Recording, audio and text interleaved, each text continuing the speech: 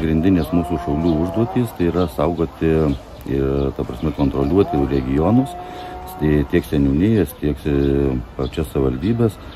Tai mūsų atsakomybės tam tikros ribos yra išbrėžtos ir tenka labai net yra gerai, kad galimybė yra tose pačiuose savivaldybėse, seniūnijose padaryti pratybas, ta prasme treniruotis.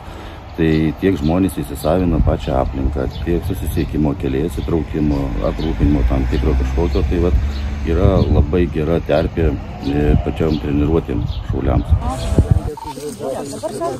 Kilo 1 Viktor, aš Bravo 1 Viktor, reikalinga medicininė evakuacija.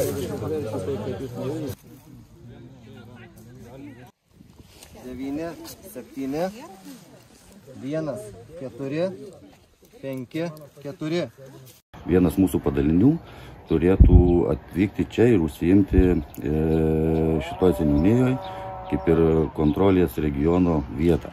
Ir ta prasme pats scenarius tai yra, kad jie atvažiuos, bandys užsiimti, ta prasme pradėti vykdyti kažkokią tai veiklą, kontrolę ir tuo metu vyks artilerinis apšaudymas.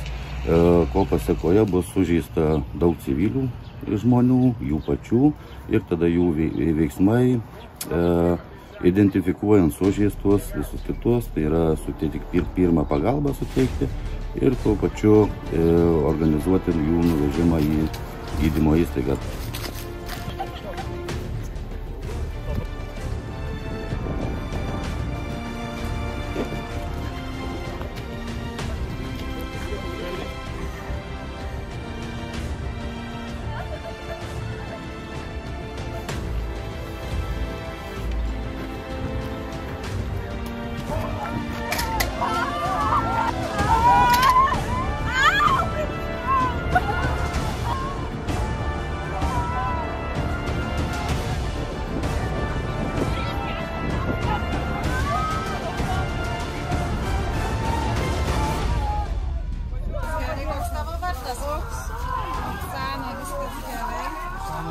Alergijų vaistams.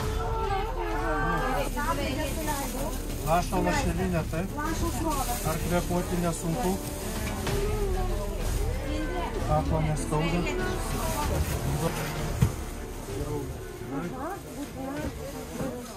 Sunku. O iš esmės, jeigu tai būtų reali situacija, baisu? Labai baisu. Bet geri specialistai labai. Geri specialistai. Nepastebit jokių klaidų. Čia šitam vaidmenį. Nežinau, jau koja sulūžo. Po to vieną kartą man sugrūdo kaulo, dabar vėl jį išvintavo, vėl normaliai padarė, nežinau, žinokit, sąmonę praradau. Galiu, mano kairės kojas sveika. Šiuo metu esam medicinos tokį kaip punktą, tai yra, kai karo lauko ligoninė kažką panašaus irgi einam į tą pusę. Tuo pačiu mūsų yra Alytaus ligoninės ir medikų prisijungę ir dabar stipriai bendradarbiaujame. Tai būtent jiem sudarom tas sąlygas, kad jie ir galėtų treniruotis, kaip minėjo ir ligoninės direktorius, kad jisai norėtų pats pažiūrėti, nes, kaip sako, ligoninėje tai jis viską po ranka turi, o čia lauko sąlygom, ko reikia, galbūt kokių nors priemonių dasipirkti. Vienu žodžiu, kad reikalui esant būtų galima jau paruoštą ligoninę normalią, reiktų, ta prasme, sutikinėti pagalbai tiek operacijoms, tiek visiems kitiem reikalams. Alytaus, ta prasme, chirurgais ir gydytojais pačiais, tai nesam dar to darę. Tai vat, didesnio gal pobūdžio karo lauko ligoninėje. Ir akcentas yra daugiau netgi yra pačių dalyvių pačioj ligoniniai, apie 20 asmenų. Tai yra tiek paramedikų, tiek mokinasi paramedikais, tai jiem irgi didelė treniruotė yra, nes jie tada gali toliau tobulėti ir siekti dar didesnių gydymo, to prasme, galimybių. Raudonus 3. Gerai, turim kiaurinį pilvo sužalojimą. Gerai, pamatuojam spaudimo aparatą. Gerai. Ar turim masyvų? Uždėkite spaudimo aparatą. Uždėkite. Ar turim masyvų kraujavimą? M? Ne, kas nesimato, ne. Sustabdytas, buvo masyvus kraujavimas sustabdytas. Ar labai skiriasi čia tas darbas? Čia? Skiriasi. Kuo? Nu, žinokit, daug kuo skiriasi. visų pirma reikia labai mum persiorientuoti, nes čia tu tiek neturi galimybių kaip ligoniniai, turi prisitaikyti prie to, ką tu turi. Tu niekada irgi, kaip ir ligoniniai, gal panašumas, nežinai, kiek bus pacientų, sužeidimai kitokie, mes truputėlį tiek daug tokių sužeistų neturim ligoniniai. Ir jų ten, tarkim, gydymas irgi skiriasi. O sąlygos? Sąlygos tai irgi nesulyginsi su ligoninė, kai ten viskas yra sterilu, švaru, šilta, tai čia tenka prie visko prisitaikyti. Mes visą laiką pratybos viską yra ciklais. Prasideda nuo sausio mėnesio ir mes iki gruodžio mėnesio pasiekėm tam tikrą rengimosi kažkokį tai lygį. Tai dabar buvo teoriniai užsiėmimai, buvo praktika, o dabar tokie apjungti bendras tokias kompleksinės mokymus, kartu irgi mokymas vyksta. Tai nėra, kad mes čia vertam, kad blogai ir gerai darysim. Bet tai yra mokymas, kurių metu mes pasimokome kompleksiškai kažkokį tai veiksmą atlikti normaliai. Kad jisai būtų kažkas tai panašesnio, kaip turėtų būti. Tai taip ir yra, tai mokymo procesas nenutrūkstamas jisai yra.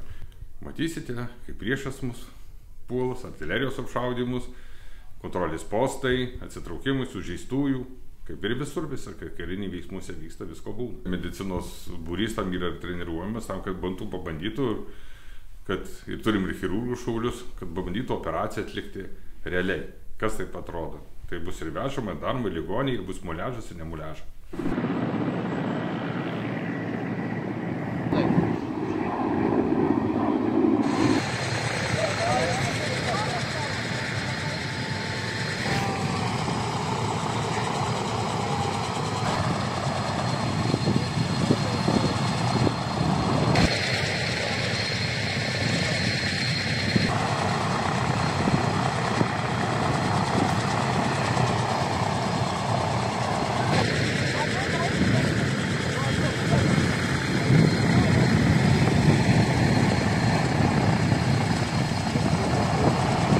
Stengiamės tą kartelę palaikyti kiekvieną kartą vis aukščiau, šiek tiek po truputį keliam, nes kiekvieną kartą, netgi tą pačią situaciją darant, gali viskas kitaip susiklostyti, nes kiekvieną kartą gali veikti kiti faktoriai.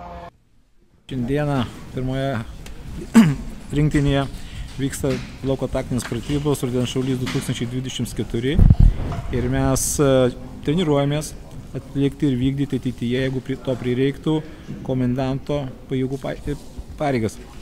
Šioje vietoje įsikūrus yra kuopos valdymo grupė, kuri sugeria visą informaciją iš būrių ir duoda nurodymus, ką reikia toliau vykdyti.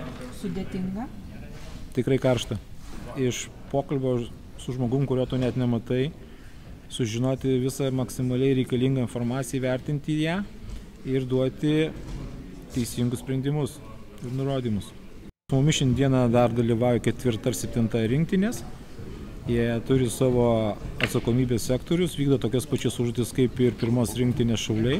Viskas vyksta sklandžiai, dėl to mes ir esam šiandieną čia, kad gerinti savo įgūdžius ir tobulėti. Ką reikėtų labiausiai išlifuoti, tai situacijos bendravimas, priėjimas, gal daugiau, kad šauliai įgautų drąsos, nes kai kada jie šiek tiek taip atsainiai pažiūro, gal primiršta, gal prisibijo, tai būtent kuo dažniau darytum tą, tuo pačiu žmogus jau kaip ir kiekvieną kartą žinotų be jokių problemų ir tuo pačiu gauna daugiau drąsos.